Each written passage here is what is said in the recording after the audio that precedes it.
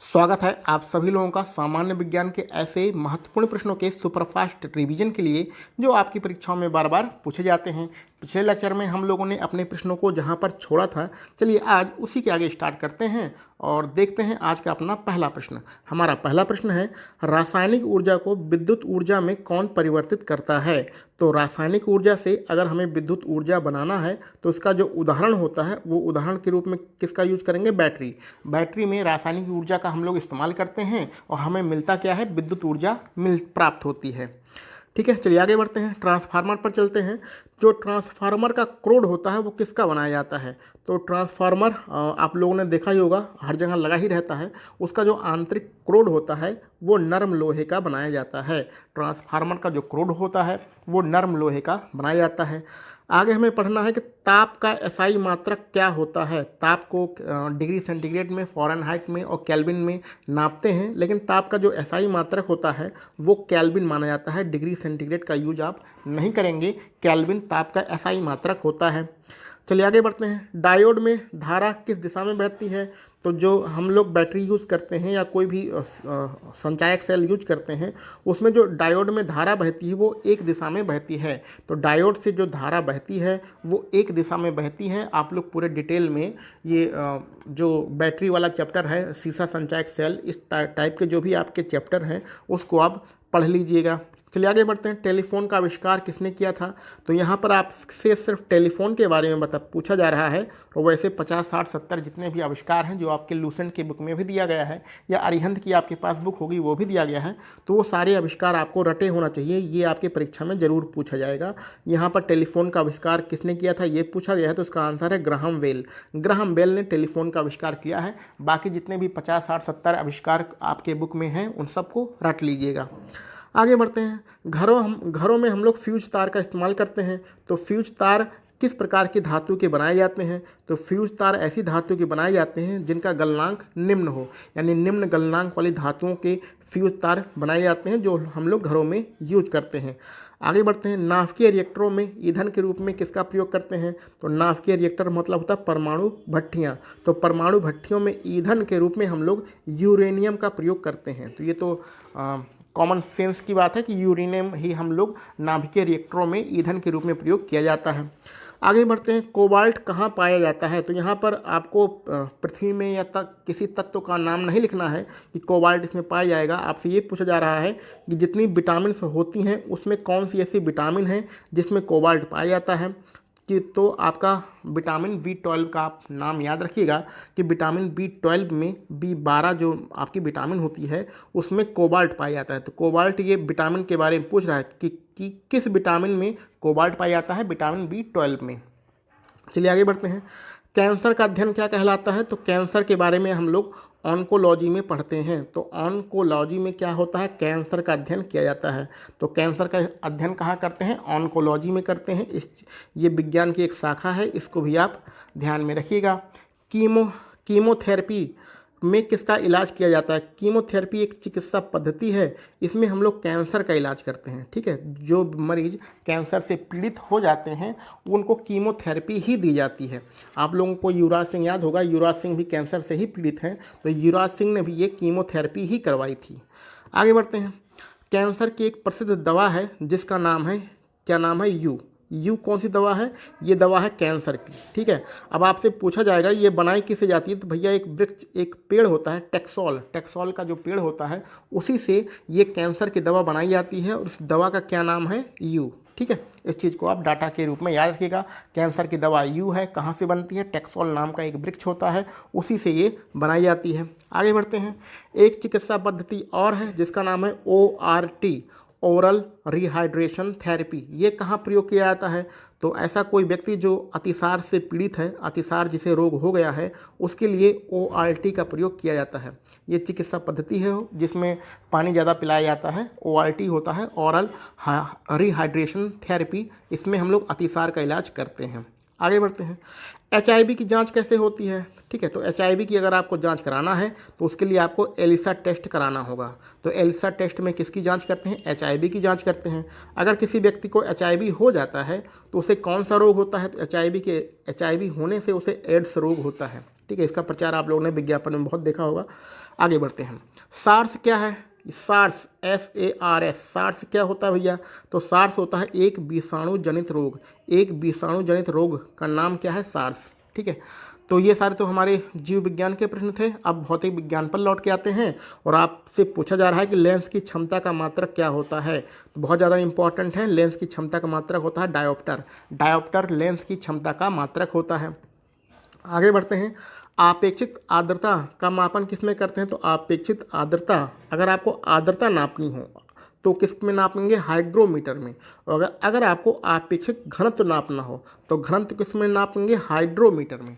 तो दोनों में ज़्यादा अंतर नहीं है, लेकिन कंफ्यूज मत होइएगा, ध्यान में रखिएगा। आर्द्रता नापने के लिए हाइग्रोमीटर और घनत्व नापने के लिए हाइड्रोमीटर। ठीक है, चलिए आगे बढ़ते हैं। बर्फ़ की गुप्त ऊष्मा कितनी होती है? तो जो बर्फ़ की गुप्त ऊष्मा होती है वो 80 कैलोरी प्रति ग्राम होती है। 80 कैलोरी प्रति ग्राम ये बर्फ़ की गुप्त ऊष्मा होती है। ये डाटा आप रट लीजिएगा। एक भौतिक विज्ञान का बहुत ही अच्छा प्रभाव है, बहुत ही अच्छा नियम है जिसको हम लोग डॉपलर प्रभाव कहते हैं। और ये किससे संबंधित है प्रभाव? तो ये ध्वनि से संबंधित प्रभाव होता है, डॉपलर प्रभाव। इंटरमीडिएट में ध्वनि के चैप्टर में आपने डॉपलर प्रभाव बहुत ही अच्छी तरीके से पढ़ा होगा। और यहाँ पर आपने अभी जो ऊपर पढ़ा है, आपेक्षिक आर्द्रता किस में नापते हैं और आपेक्षिक घनत्व किस में नापते हैं, ये हाइग्रोमीटर और हाइड्रोमीटर आया है। इसका मतलब ये है, यहाँ पर हम लोग वन लाइनर प्रश्न ही पढ़ रहे हैं, क्योंकि यही प्रश्न आपकी परीक्षाओं में बार बार आते रहते हैं। लेकिन वन लाइनर प्रश्न पढ़ने का मतलब ये होता है कि अगर किसी टॉपिक से आपको कोई चीज़ नहीं समझ में आ रही तो उस टॉपिक को डिटेल में आपके पास चाहे लूसेंट की बुक हो चाहे अरिहंत की बुक हो, वहाँ पर जाके पढ़ लीजिए। जैसे ये मापन का हमने यहाँ पर दो पढ़ा है, हाइग्रोमीटर और हाइड्रोमीटर। ठीक है, इसके अलावा लूसेंट की बुक में कम से कम 70-80 मापने के यंत्र दिए गए हैं, किससे क्या चीज़ मापा जाता है, उसको आप रट लीजिएगा। किस वस्तु का किसने आविष्कार किया है और उसके अलावा कौन सी चीज़ से क्या मापा जाता है, इस चीज़ को आप लूसेंट की बुक या अरिहंत की बुक से रट लेंगे। ज़्यादा नहीं है, मुश्किल से 150 मात्रक होंगे और 150 आपके आविष्कार होंगे। जितना भी होगा रट लीजिएगा। आगे बढ़ते हैं। समुद्री अगर दूरी नापना हो तो हम लोग किस में नापते हैं? जो समुद्र की दूरियां होती हैं उसको नापने के लिए हम लोग नॉटिकल मील का प्रयोग करते हैं। नॉटिकल मील का प्रयोग करते हैं समुद्र की दूरियां नापने के लिए। अब पीएच मान का बात करते हैं, तो पीएच मान का निर्धारण किसने किया था? यानी पीएच मान का जो निर्धारण किया था वो सोरेनसन ने किया था। ठीक है, पीएच मान होता क्या है? 1 से लेके 14 तक के नंबर होते हैं और बीच में क्या होता है? 7 होता है। 7 क्या होता है? उदासीन होता है। ठीक है, आगे बढ़ते हैं। और इसको बनाया किसने था? अभी अभी ऊपर पढ़ा है हम लोगों ने, सोरेनसन ने बनाया था। ठीक है, सोरेनसन ने पीएच मान का निर्धारण किया था। अब उदासीन विलयन की बात करते हैं। अगर कोई उदासीन विलयन है तो उसकी पीएच वैल्यू कितनी होगी? तो बीच में क्या होता है? 7 होता है। 7 मतलब उदासीन। ठीक है, तो जो उदासीन विलयन होगा उसकी पीएच वैल्यू 7 होगी। जो अम्लीय विलयन होगा उसकी पीएच वैल्यू कितनी होगी? 7 से कम होगी। जो क्षारीय विलयन होगा उसकी पीएच वैल्यू क्या होगी? 7 से अधिक होगा। तो 7 से अधिक, 7 से लेके 14 तक होता है क्षारीय, 1 से लेके 7 तक होता है अम्लीय, बीच में होता है 7, वो होता है उदासीन। और आपसे शुद्ध जल पूछा जाए, जो बरसात का पानी होता है वही हमारा शुद्ध जल होता है। तो शुद्ध जल की पीएच वैल्यू कितनी होगी? शुद्ध जल एक उदासीन होता है, वो उसमें ना तो अम्लीय है ना क्षारीय है। इस प्रकार शुद्ध जल का जो पीएच वैल्यू होगी वो 7 होती है। ठीक है, चलिए आगे बढ़ते हैं। अम्लों का स्वाद कैसे होता है? तो जो आप खटाई सिरका अचार खाते हैं यही आपके अम्ल होते हैं। तो अम्लों का जो स्वाद होता है वो खट्टा होता है। तो अम्ल का स्वाद कैसे होता है? खट्टा होता है। क्षार का स्वाद कैसे होता है? क्षार जो आप नमक खाते हैं वो वही क्षार है। ठीक है, तो क्षार का स्वाद कैसे होता है? क्षार का स्वाद होता है कड़वा या तीखा। तो कड़वा और तीखा क्षार का स्वाद होता है। अम्ल का स्वाद कैसे होता है? खट्टा होता है। ठीक है, आगे बढ़ते हैं। जल में घुलनशील भस्म क्या कहलाती है? तो जो जल में घुलनशील होता है वो होता है क्षार। क्षार जल में घुलनशील हो जाता है। नमक भी आप जब सब्जी में डालते हैं या दाल में डालते हैं तो वो घुल जाता है। ठीक है, तो जल में घुलनशील कौन होता है? क्षार होता है। आगे बढ़ते हैं। लिटमस पेपर की बात करते हैं। तो नीले लिटमस पेपर को लाल कौन कर देता है? यदि हम लोग प्रयोगशाला में नीला लिटमस पेपर लें और उस पर अम्ल गिराएं तो वो नीला लिटमस पेपर किस रंग का हो जाएगा? लाल हो जाएगा। इससे हमें पता चल जाता है कि जो हमने वस्तु यूज किया है, सामान यूज किया है, वो क्या है? अम्ल है। ठीक है, तो अम्ल कैसे पहचाना जाता है? प्रयोगशाला में नीला लिटमस पेपर लेके उस पर अम्ल गिराते हैं तो लाल हो जाता है। इससे पता चल जाता है कि वो अम्ल है, यानी अम्ल की पहचान इस प्रकार से की जाती है। इसके जस्ट अपोजिट क्षार की पहचान होती है। क्षार की पहचान कैसे होती है? लाल लिटमस पेपर लेकर उस पर क्षार गिराने से लाल लिटमस पेपर हो जाता है नीला, नीले कलर का हो जाता है। तो इससे हमें क्षार की पहचान होती है। तो अम्ल और क्षार की पहचान आप ध्यान में रखिएगा। नीला लिटमस पेपर अगर लाल हो जाए तो वो अम्ल है, और लाल लिटमस पेपर अगर नीला हो जाए तो वो क्षार है। दोनों एक दूसरे के जस्ट अपोजिट हैं। ये सारे प्रैक्टिकल आप लोगों ने इंटरमीडिएट में किया होगा। जब आप कक्षा 12 में केमिस्ट्री का प्रैक्टिकल कर रहे होंगे तो वहाँ पर ये सब कराया जाता है। आगे बढ़ते हैं। प्रयोगशाला में उपयोग में लाए जाने वाला जो लिटमस पेपर होता है वो किसका बनाया जाता है? तो प्रयोगशाला में जो हमारा लिटमस पेपर प्रयोग में लाया जाता है वो लाइकेन का बनाया जाता है। तो लाइकेन का ये लिटमस पेपर बनता है, इस चीज़ को भी ध्यान में रखिएगा। अब हम लोग कुछ कणों के छानने की बात करते हैं। तो पहला है विधि निलंबन। निलंबन में जो प्रक्षेपित कण होते हैं उनका आकार कितना होता है? तो निलंबन में जो प्रक्षेपित कण होते हैं उनका आकार 10⁻⁵ सेंटीमीटर होता है। 10⁻⁵ सेंटीमीटर निलंबन प्रक्रिया में प्रक्षेपित कणों का आकार होता है। इसी प्रकार अगर कोलाइड में हम लोग बात करें तो कोलाइड में जो प्रक्षेपित कण होते हैं उनका आकार कितना होता है? तो उनका आकार होता है 10⁻5 से लेकर 10⁻⁷। 10⁻5 से लेकर 10⁻⁷ सेंटीमीटर ये कोलाइड में प्रक्षेपित कणों का आकार होता है। निलंबन में कितना होता है? 10⁻5 होता है। आगे बढ़ते हैं। कार्बन के 2 अपरूप कौन कौन से हैं? तो कार्बन के 2 अपरूप होते हैं हीरा और ग्रेफाइट। कार्बन जब लाखों हजारों वर्ष बाद किस में बदल जाता है? तो हीरा और ग्रेफाइट में बदल जाता है। ठीक है, तो ये कार्बन के अपरूप माने जाते हैं, हीरा और ग्रेफाइट। आगे बढ़ते हैं। पेंसिल का शीशा किसका बना होता है? तो जो हम लोग पेंसिल यूज करते हैं, पेंसिल के शीशे का मतलब होता है कि जो हम लोग पेंसिल यूज करते हैं जिससे लिखते हैं, बीच वाला जो काला भाग होता है वो किसका बना होता है? वो ग्रेफाइट का बना होता है। ठीक है, तो पेंसिल का शीशा यानी पेंसिल की जो नोक होती है वो किसकी बनी होती है? ग्रेफाइट की बनी होती है, जो जिसके आधार पर हम लोग काला काला लिखते हैं। चलिए आगे बढ़ते हैं। किसी ठोस पदार्थ का बिना द्रव में बदले सीधे वाष्प में परिवर्तित करना क्या कहलाता है?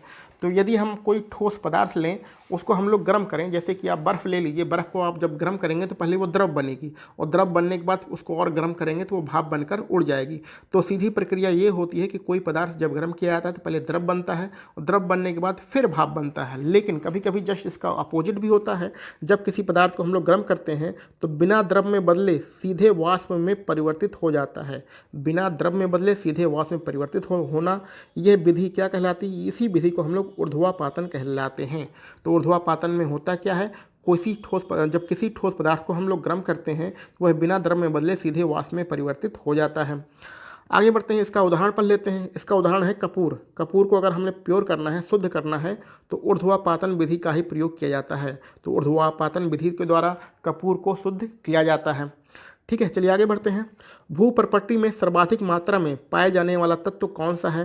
तो यहाँ पर ध्यान दीजिए, यहाँ भूप्रपट्टी की बात हो रही है, यानी कि ज़मीन की जो सतह है उसकी बात हो रही है। तो ज़मीन की सतह पर, भूप्रपट्टी पर सर्वाधिक मात्रा में पाए जाने वाला जो तत्व है उसका नाम है ऑक्सीजन। अगर आपसे वायुमंडल में पूछा जाए, वायुमंडल में सर्वाधिक मात्रा में क्या पाई जाती है, तो वहाँ पर नाइट्रोजन पाई जाती है। लेकिन यहाँ पर भूप्रपट्टी में पूछा जा रहा है, सर्वाधिक मात्रा में पाए जाने वाला जो तत्व है वो है ऑक्सीजन। आगे बढ़ते हैं। पृथ्वी पर पाए जाने वाला यूरेनियम कौन सा होता है? तो यूरेनियम के बहुत सारे घटक होते हैं, जिसमें से यूरेनियम 238 ये हमारी पृथ्वी पर प्रचुर मात्रा में पाया जाता है।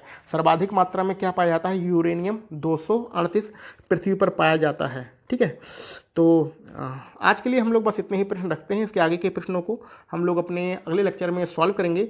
आप वीडियो को लगातार देखते रहिए, इसका सपोर्ट करते रहिए। अपने दोस्तों में भी इस लेक्चर को शेयर कर दीजिएगा, जिससे वो भी इस वीडियो को देख सकें और इस यूट्यूब चैनल की ग्रोथ हो सके।